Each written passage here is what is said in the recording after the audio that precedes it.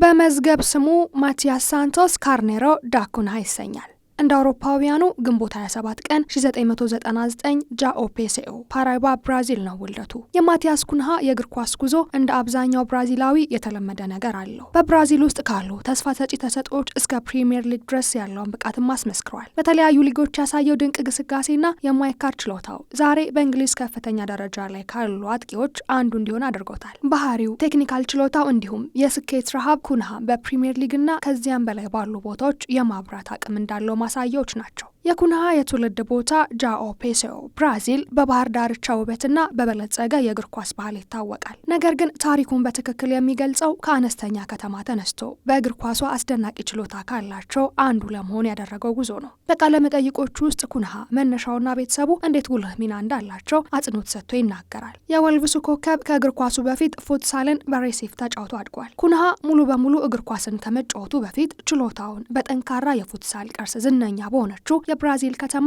በሬሲፍ የተጫወተ ሲሆን ችሎታውን በማዳበር ፉትሳል ቴክኒካል ክህሎቱና የኳስ ቁጥጥርን በጥራት መጫወትን ለኩንሃ ቁልፍ ነገር ነበር። ታዲያ የሲዩዝ ክለብ ሲዮንን ከመቀላቀሉ በፊት ለኮርቲባ የወጣቶች እግር ኳስ ቡድን ተጫውቷል። ኩንሃ ከብራዚል ወደ አውሮፓ ያደረገው ሽግግር የጀመረው በ18 ዓመቱ የስዊዘርላንድ ክለብ ሲዮንን በተቀላቀለበት ወቅት ነው። ከዚያ በፊት በትውልድ ሀገሩ ብራዚል በሚገኘው ኮርቲባ ክለብ ውስጥ በወጣትነት ደረጃ አቅሙን አዳብሯል። ብቃቱና የአጨዋወት ችሎታው ጎልቶ መታየት የጀመረውም በዚያው ነው። ይህ ወደ ሲዮን መዘዋወሩ በዓለም አቀፍ ደረጃ የመጀመሪያውን ትልቅ እርምጃ ያሳየ ሲሆን በኋላም ወደ ቡንደስሊጋ ክለቦችና ከዚያም በኋላ ላደረገው እንቅስቃሴ አዘጋጅቶታል። በዚህ ሁሉ መሃል ደግሞ በ2020 ኮነምቤል የቅድመ ኦሎምፒክ ውድድር ላይ ከፍተኛ ግብ አስቆጣሪ ሆኖም ነበር። በ2019 ቱሎን እና በ2020 ኮነምቤል የቅድመ ኦሎምፒክ ውድድር ላይ ከፍተኛ ግብ አስቆጣሪ ኩንሃ በ2020 ኮነምቤል የቅድመ ኦሎምፒክ ውድድር ወቅት ለብራዚል ከ23 ዓመት በታች ቡድን ወሳኝ ተጫዋቻቸው ብቻ አልነበረም። በ2019 ቱሎን ውድድር ከፍተኛ ግብ አስቆጣሪ ሆኖም አጠናቋል። በእነዚህ ውድድሮች ያሳየው ብቃት በጣም አበረታች ስለነበረ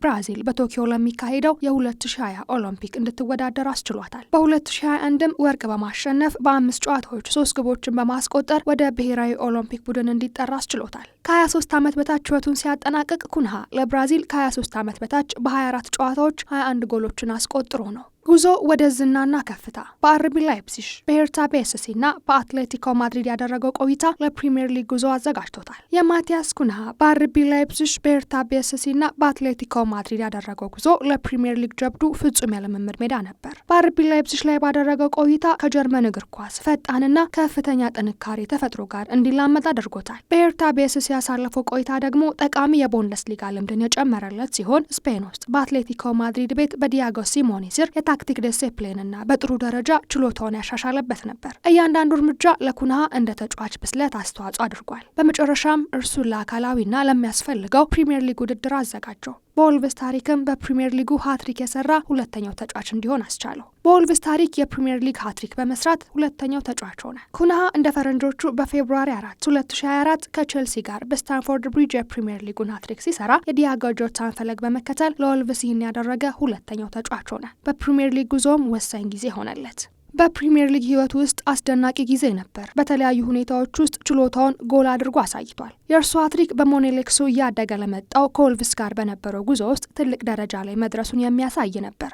የኬሚስትሪ መምህሩ ልጅ 4 ቋንቋዎችን አቀላጥፎ ይናገራል። የማቲያስ ኩንሃ አባት ካርሜሎ የኬሚስትሪ መምህር ናቸው። መጀመሪያ እግር ኳስ የእርሱ መንገድ አልነበረም። ኩንሃ በአንድ ወቅት በሲቪል ምህንድስና ውስጥ እንደሚሆን ያስብ ነበር። ነገር ግን ያ የእውቀት ጉጉት በዚያ ብቻ አላበቃም። ከሜዳ ውጪ ኩንሃ ያን አረጋግጧል። 4 ቋንቋዎችን አቀላጥፎ ያውቃል። ፖርቹጊዝ፣ እንግሊዝኛ፣ ስፓኒሽ እና ጀርመን። በተቀራረበ ቤተሰብ ውስጥ ማደግ ለትምህርትና ለባህል ከፍተኛ ዋጋ አለው። ይህም በዓለም አቀፍ ስራ ውስጥ ያለ ችግር እንዲላመድ የረዱትን ባህሪ ያዳብሮበታል። በስታንፎርድ ብሪጅ የፕሪሚየር ሊግ ሃትሪክ በመስራት 4ተኛው ተጫዋች የሆነው ኩንሃ በስታንፎርድ ብሪጅ ባደረገው ድንቅ ሃትሪክ በማሳየት ትልልቅ ደረጃዎች ላይ ተጽዕኖ መፍጠር መቻሉ ጎልቶ የወጣ ሲሆን ይህም በፕሪሚየር ሊግ ታሪክ 4ተኛው ተጋጣሚ ተጫዋች እንዲሆን አድርጎታል። የእርሱ የአፈጻጸም ብቃት ድንቅ ነበር። እናም በእንግሊዝ ውስጥ በጣም ታዋቂ ከሆኑ የእግር ኳስ ስፍራዎች በአንዱ ውስጥ በአደገኛ ተጫዋችነት ስሙን ከፍ አድርጎታል። ሃትሪኩ ለኩንሃ አስፈላጊ የነበረ ሲሆን ብቃት እንዳለው አስመስክሮበታል። ይህም ለወልቭስ የማይረሳ ውጤት በመስጠት ችሎታውን ያረጋገጠበት ነው። በዚህ ብቻ ያላበቃው ኩንሃ በ2023-2024 የውድድር ዘመን የወልቭስ ከፍተኛ ግብ አስቆጣሪ ሆኖ አጠናቋል። በሞኔሊክሱ የመጀመሪያ ሙሉ የውድድር ዘመኑ ኩንሃ በ2023-2024 የውድድር ዘመን የወልቭስ ከፍተኛ ግብ አስቆጣሪ ሆኖ አጠናቋል። ኩንሃ ከፕሪሚየር ሊጉ ጋር ለመላመድ ተግዳሮቶች ቢያጋጥሙትም እንዲሁም ከተፈጥሯዊ 9 ቁጥር ሚናው ርቆ የሚገኝ ቢሆንም ብራዚላዊው ግን በ36 ጨዋታዎች 14 ጊዜ ኳስና መረብ አገናኝቶ ለቡድኑ ያለውን ብቃት አሳይቷል። ያስቆጠረው አስደናቂ የጎል አግቢነት ወልቭሶች ከመውረድ ነው የፉክክር ደረጃቸውን እንዲይዙ አስተዋጽኦ አድርጓል። እናም በአጥቂ ቦታ ላይ መገኘቱ በቡድኑ ውስጥ ያለውን ጠቀሜታ ያሳየ ሆኗል። ልክ እንደ ሌሎች ብራዚላዊ ወጣቶች ሁሉ ኩንሃም አርአዬ የሚለው የእግር ኳስ ጀግና አለው። የቀድሞ ፒኤስጂ፣ ባርሴሎናና ኤስ ሚላን የፊት መስመር ተጫዋች ሮናልዲኒሆ ጎቾ ዲያሴስ ሞሬራ የእርሱ ጀግና ነው። እሱን እያየ እንዳደገም ይናገራል። የሮናልዲኒሆን አጨዋወትም እንዲህ ሲል ይገልጸዋል። ቅልጥፍና፣ የፈጠራ ችሎታውና ደስታ በእርሱ ላይ ዘላቂ ስሜት ጥሎ ያለፈ ሲሆን ይህም በኩንሃ ያጨዋወት ዘይቤ ላይ ተንጸባርቋል። ኩንሃ በጥር 2023 ከአትሌቲኮ ማድሪድ በውሰት ወደ ወልቭስ ከመጣ በኋላ ለክለቡ ወልቭስ 92 ጨዋታዎችን አድርጎ 33 ግቦችን አስቆጥሯል። በዚህ ሲዝንም በ33 የፕሪሚየር ሊግ ጨዋታዎች 15 ጎሎችን ያስቆጠረው ማቲያስ ኩንሃ ከጥር ወር ጀምሮ ከተለያዩ ክለቦች ጋር በስፋት ስሙ ሲነሳ ቢከርምም መዳረሻው ግን ኦልድ ትራፎርድ መሆኑ አይቀር ይመስላል። ተጫዋቹ ወደ ማንቸስተር ዩናይትድ የሚያደርገው ዝውውር ከፍተኛ ደረጃ ላይ እንደደረሰ መረጃዎች በስፋት እየወጡ ይገኛሉ። የወልቭሱ የፊት መስመር ተጫዋች በ62 ሚሊዮን ፓውንድ የውል ማፍረሻ ወደ ኦልድ ትራፎርድ ለመዛወር ተቃርቧል።